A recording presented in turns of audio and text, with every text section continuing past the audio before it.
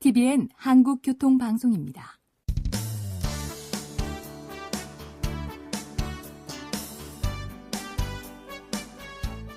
한문철 변호사의 교통사고 솔루션. 이 시간 진행의 한문철 변호사입니다. 여러분 안녕하십니까? 가끔 사람이 차도로 내려설 때도 있습니다. 횡단보도가 있을 때. 횡단보도는 신호등 없는 횡단보도와 신호등 있는 횡단보도가 있습니다. 신호등 없는 횡단보도는 차를 조심하면서 건널 수 있는 거고요. 신호등이 있는 횡단보도는 횡단보도에 보행자 신호가 들어왔을 때, 그때만 횡단보도입니다.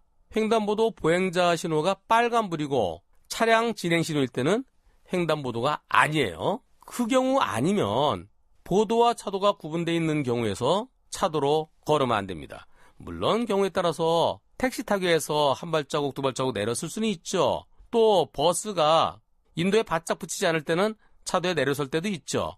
그 경우는 서 있는 차에 타는 겁니다. 그 이외의 경우에 보도와 차도가 따로 있는데 차도에 내려서는 것은 매우 위험합니다.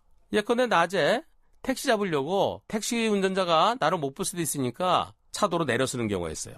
차도로 한 1m 정도 안쪽으로 들어와 있다가 그러다 사고 나면 왜 위험하게 차도에 서 있었느냐? 낮에는 10% 정도로 봅니다. 밤에 서 있었으면 15%로 볼 수 있습니다. 또 차도로 걸어가는 사람도 있어요. 잠깐 서 있는 것보다 걸어가는 게 더 위험하죠. 무단횡단 말고요. 왜 차도 보행을 했느냐라는 측면에서 보행자 과실을 20% 또는 넓은 길 안쪽이면 30%, 40%로 볼 수도 있습니다. 무단횡단과 차이가 없기 때문이죠. 한편 신호등 있는 횡단보도예요. 그리고 신호등은 보행자 신호 빨간불입니다. 그런데 차도에 들어왔고 편도 2차로 도로였는데요. 2차로에 거의 중간까지 들어와서 서 있다가 자기 신호에, 즉 직진 신호에 달려오는 차에 사고당했습니다. 이때 보행자 과실은 얼마나 될까요? 빨간불에 무단횡단이었으면 기본적으로 60%입니다. 그런데 무단횡단한 게 아니고 서 있었어요. 서 있는 사람은 앞을 잘 보면 피할 수 있습니다.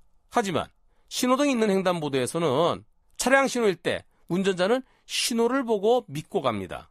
근데 왜 차도에 서 있었느냐? 그런 측면에서 신호등 있는 횡단보도 아닌 일반 도로에 내려 서 있을 때도 15% 볼 수 있다고 그랬죠? 그런데 신호등 있는 횡단보도에서 보행자 신호 빨간불에 차도 안에 서 있던 것은 보행자 과실을 30% 또는 안쪽으로 더 들어 있었다 그러면 그 이상 볼 수도 있습니다. 오늘은 여기까지입니다. 고맙습니다.